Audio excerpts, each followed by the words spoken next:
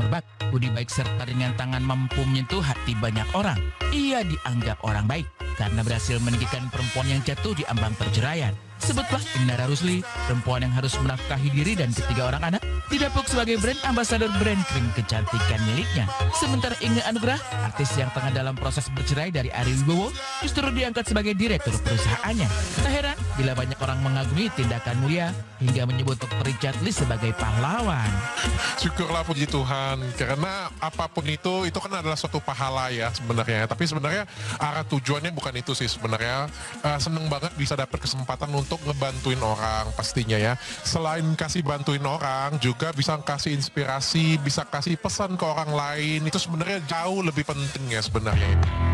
Dibanjiri pujian, Dr. Richard Lee tak bisa di kepala.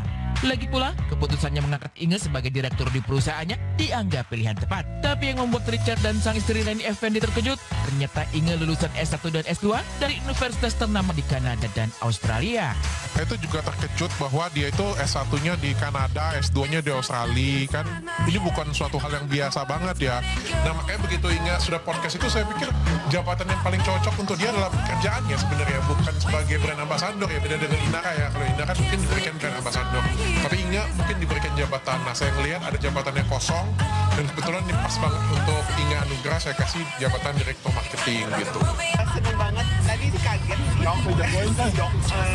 Ya tapi bersyukur, seneng banget karena setidaknya sekarang aku udah punya sesuatu pegang, udah bisa punya pekerjaan tetap lah istilahnya, jadi seneng banget. Bukan marketing, di education. Ada pengalaman menjadi punya rumah sendiri kakak? Menjadi pemasukan, iya harusnya sih iya ya.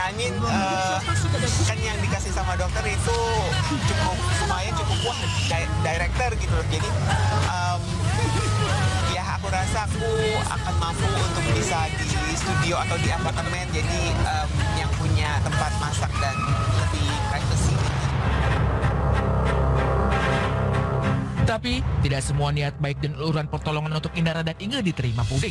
Masih saja ada warganet yang menilai Dr. Richard Lee aji mumpung. Ia dianggap memanfaatkan keadaan Indra dan Inge yang terjepit ekonomi untuk kepentingan usahanya. Tapi di sisi lain, tidak terbantahkan bahwa Indra dan Inge pun merasa terbantu. Setidaknya, kedua belah pihak sama-sama diuntungkan.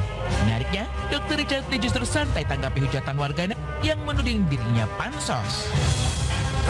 Satu tujuan saya awal tidak seperti itu, pengen bantuin doang. Tapi andai pun kalian bilang itu pansos, saya pikir nggak ada yang salah ya dengan pansos ya. Pansos itu tidak dosa, nggak ada salahnya juga pansos memanfaatkan keadaan. Yang paling penting Inge-nya terbantu dan saya juga mendapatkan kesempatan, nggak ada masalah. Dibandingin orang yang ngomong bantu juga kagak, ngomong pansos doang juga. Iya, yang penting pansosnya itu nggak merugikan orang lain. Nah, yang penting nggak merugikan orang lain itu sih sebenarnya. Oh pastinya ya, kita kan open terus ya. Kalau bisa bantu banyak orang dan yang paling penting bisa menyampaikan pesan ke banyak orang, bisa ngasih inspirasi ke banyak orang, kenapa enggak ya? Jadi nggak tertutup hanya sampai di Inara dan Inge saja. Lembut sikap dan budi baik Dr. Richard tidak sekedar manis di bibir. Pada kenyataannya, di dalam keluarga, Richard bukanlah suami pelit. Sementara perlakuan dan sikap romantis yang ditujukan pada Reni Effendi berasal dari relung hati terdalam. Kejutan-kejutan kecil seperti memberikan bunga, mengajak liburan, atau membelikan barang kesukaan istri ternyata mampu membuat Reni berbunga. Bahkan untuk sekedar uang belanja, Richard sampai harus mentransfer uang belanjaan sang istri mencapai miliaran rupiah. Sebenarnya tujuannya itu nggak menyombongkan sih. Semua aku tuh pesannya aku ingin sampaikan tuh aku tuh bersyukur punya suami yang secara finansial dia tuh terbuka dengan aku, terus dia royal sama aku, dan itu tuh yang memperkuat hubungan kami dalam pernikahan. Nah seperti itu ya, mungkin ya dari situ jadinya viral tuh nggak nyangka sih sebenarnya. Dan di atas beningnya hidup dan bergelimang rezeki, tidak semua kisah bisa melegakan hati dan membuat reka senyum mekar di wajah. Di bingkai lain, Richard dan Reni justru tampak tegar, bahu-membahu merawat dan membesarkan Kenzo, anak ketiga yang didiagnosa mengidap autis. Meski kisah ini telah ditutup rapat sekian lama, Richard dan Reni akhirnya mengurai cerita itu dengan berlinang air mata. Sebenarnya aku udah tahu kok dari umur 1,5 tahun, sudah dibawa-bawa juga ke dokter dan sudah diterapi dari umur 2 tahun juga. Oh iya, 2 tahun ya, dari umur 2 tahun. Iya, dari umur 2 tahun sudah diterapi, tapi memang tidak ada kemajuan. Nah itu aku cuma apa ya, mungkin karena di Indonesia ini untuk yang terapi anak kebutuhan khusus tuh ya Sulit, ya. iya sulit. Jadinya aku pikir kayaknya selamanya kalau aku ngandelin terapis aja, kayaknya anak ini nggak ada kemajuan pasti. Jadi aku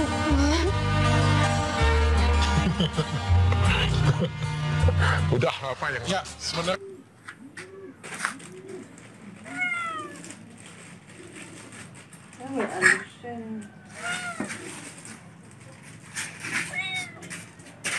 Nanti aku nanti nangis dulu apa?